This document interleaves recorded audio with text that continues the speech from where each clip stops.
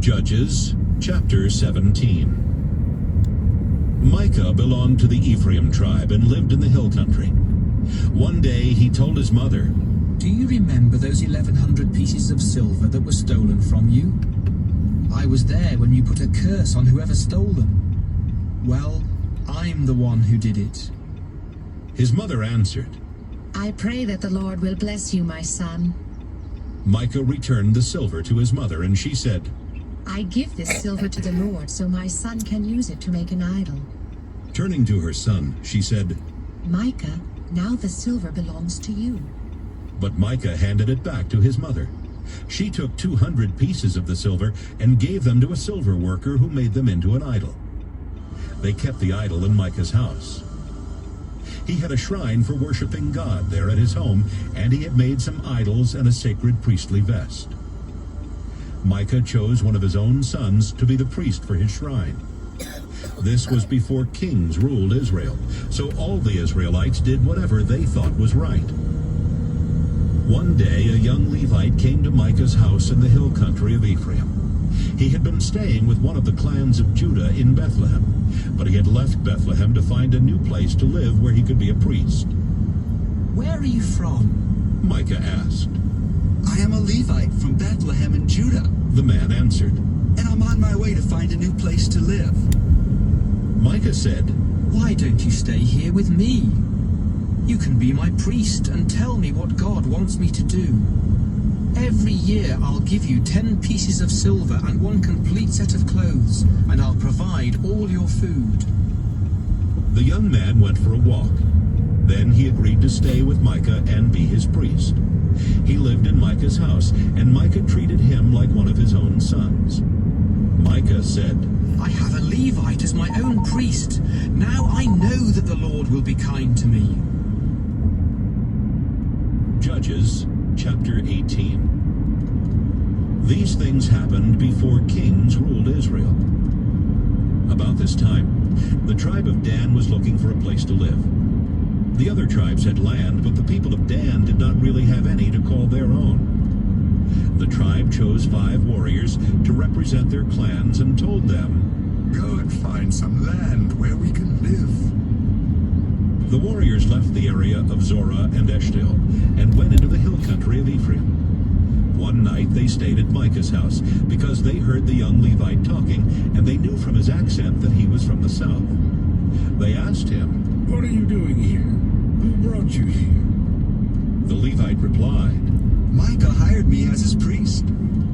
Then he told them how well Micah had treated him. "Please, talk to God for us. The men said, Ask God if we will be successful in what we are trying to do." "Don't worry, answered the priest. the Lord is pleased with what you are doing." The 5 men left and went to the town of Laish, whose people were from Sidon, but Sidon was too far away to protect them. Even though their town had no walls, the people thought they were safe from attack, so they had not asked anyone else for protection, which meant that the tribe of Dan could easily take over Laish. The 5 men went back to Zorah and Eshtaol, where their relatives asked, "Did you find any land?" "Let's go," the 5 men said. We saw some very good land with enough room for all of us, and it has everything we'll ever need. What are you waiting for? Let's attack and take it. You'll find that the people think they're safe, but God is giving the land to us." 600 men from the tribe of Dan strapped on their weapons and left Zorah and Eshtaol with their families. One night they camped near Kiriath Jearim in the territory of Judah, and that's why the place just west of Kiriath Jearim is still known as Dan's camp. Then they went into the hill country of Ephraim. When they came close to Micah's house, the 5 men who had been spies asked the other warriors, "Did you know that someone in this village has several idols and a sacred priestly vest? What do you think we should do about it?" The 600 warriors left the road and went to the house on Micah's property where the young Levite priest lived. They stood at the gate and greeted the priest. Meanwhile, the 5 men who had been there before went into Micah's house and took the sacred priestly vest and the idols. "Hey, The priest shouted. what do you think you're doing?" Quiet. The men said, keep your mouth shut and listen. Why don't you come with us and be our priest, so you can tell us what God wants us to do? You could stay here and be a priest for one man's family, but wouldn't you rather be the priest for a clan, or even a whole tribe of Israel? The priest really liked that idea, so he took the vest and the idols and joined the others from the tribe of Dan. Then they turned and left after putting their children, their cattle, and the rest of their other possessions in front. They had traveled for some time before Micah asked his neighbors to help him get his things back. He and his men caught up with the people of Dan and shouted for them to stop. They turned to face him and asked, What's wrong? Why did you bring all these men? Micah answered, You know what's wrong. You stole the gods I made, and you took my priest. I don't have anything left. We don't want to hear any more about it.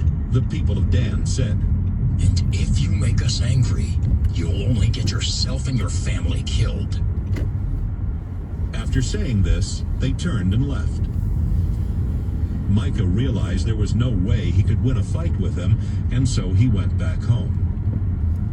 The tribe of Dan took Micah's priest and the things Micah had made and headed for Laish, which was located in a valley controlled by the town of Beth Rehob. Laish was defenseless because it had no walls and was too far from Sidon for the Sidonians to help defend it. The leaders of Laish had not even asked nearby towns to help them in case of an attack. The warriors from Dan made a surprise attack on Laish, killing everyone and burning it down. Then they rebuilt the town and settled there themselves.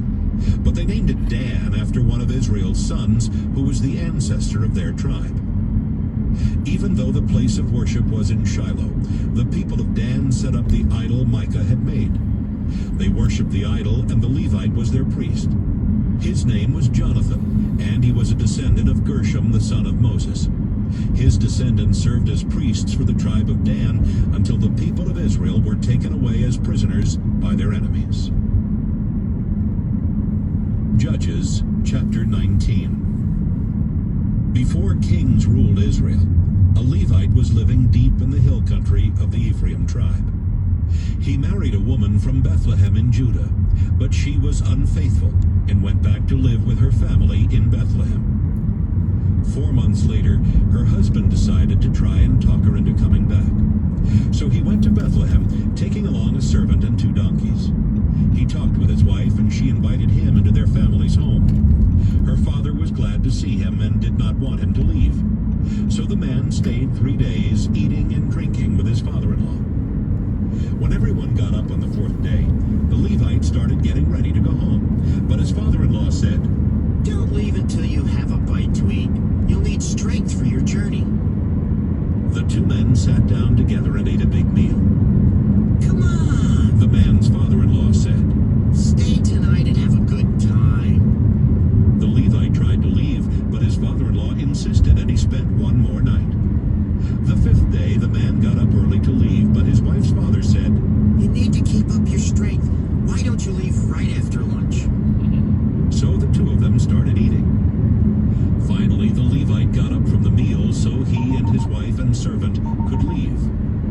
Look, His father-in-law said, it's already late afternoon, and if you leave now, you won't get very far before dark.